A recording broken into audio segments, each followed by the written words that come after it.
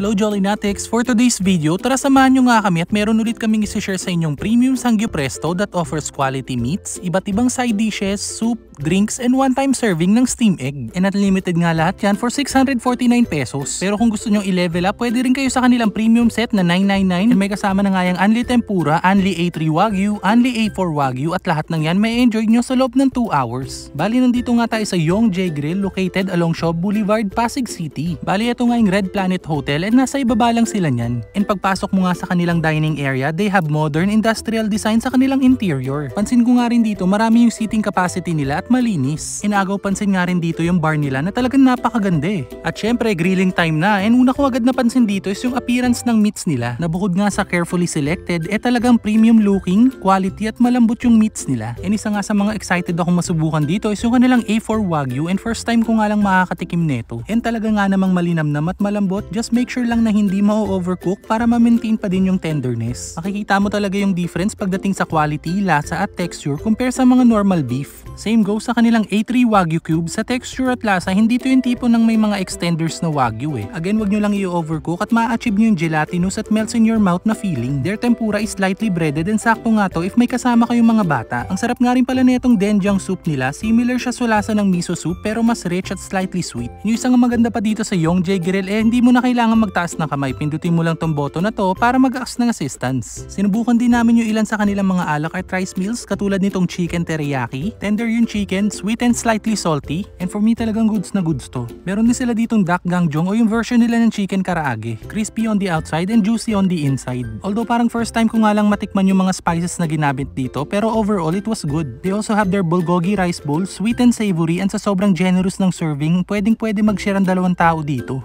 And by the way, meron sila ditong free ice cream per person. And kung may kasama nga kayong kids katulad namin, talagang may enjoy nila to. So there you go, Jolly Natics. Sana nabigyan na naman namin kayo ng idea kung saan merong quality, masarap na Sangyup Resto. And kung natakamat nag-enjoy nga kayo sa video na to, please don't forget to like, share, and follow our page for more videos like this. And as always, thank you so much for watching!